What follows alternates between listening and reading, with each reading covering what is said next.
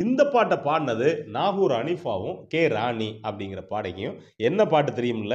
தீனோரே நியாயமா மாறலாமா, தூதர் நபி போதனையை மீறலாம். தீனோரே நியாயமா மாறலாமா, தூதர் நபி போதனையை மீறலாமா, உள்ளம் சோரலாமா அப்படிங்கிற பாட்டு. இதை கேட்டு பார்த்தீங்கன்னா ஒரு மனசுக்குள்ள ஒரு ஏக்கம் இருக்கும், ஒரு கவலை இருக்கும். இதையெல்லாம் கொடுக்கக்கூடியது. இந்த மெட்டை நீங்க கேட்டு பாருங்களேன்.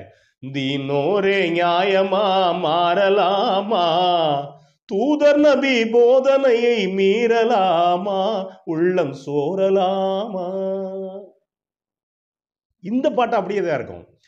இதுல உள்ளுக்குள்ள வரிகளை நீங்க கவனிச்சு பாருங்களேன். வாசல் வழியோரம் கையேந்தி நின்று கெஞ்சும் எளியோரின் வாசல் வழியோரம் கையேந்தி நின்று கெஞ்சும் எளியோரின் துயர்கோலம் கண்டு நெஞ்சம் இறங்காமலே கொஞ்சம் வழங்காமலே நாவு கூசாமல் பேசலாமா அப்படின்னு இருப்பாரு.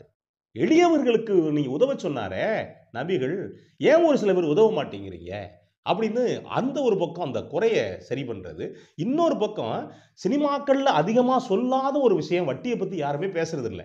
வட்டியால தான் பல பேர் காணாம போறாங்க. என்ன சொல்ல போனா வட்டி தொழிலால தான் சினிமாவில் பல வகையான நஷ்டங்களும் ஏற்படுது.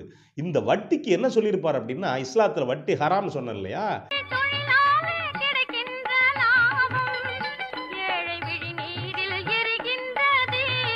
வட்டி தொழிலாலே கிடைக்கின்ற லாபம் ஏழை விழிநீரில் எரிகின்ற தீபம் அப்படின்னு இருப்பார். இந்த பாட்டை எழுதினவர் யார் தெரியுமா? நாகூர் சலீம். நீங்க ஒரு சினிமாவில் சொல்லக்கூடிய ஒரு முற்போக்கு கருத்தை ஒரு பக்தி பாட்டுக்குள்ள அவ்வளவு அழகா கொண்டு வந்து வச்சிருப்பார். இந்த பாட்டு எந்த வகையில் இருக்கு அப்படின்னா, வேற ஒரு மக்களுக்கான போதனையை சொல்லக்கூடிய பாட்டு. நீங்க ஒரே மட்டும் தான் கவனிச்சு பார்த்துங்களேன். தானா தானா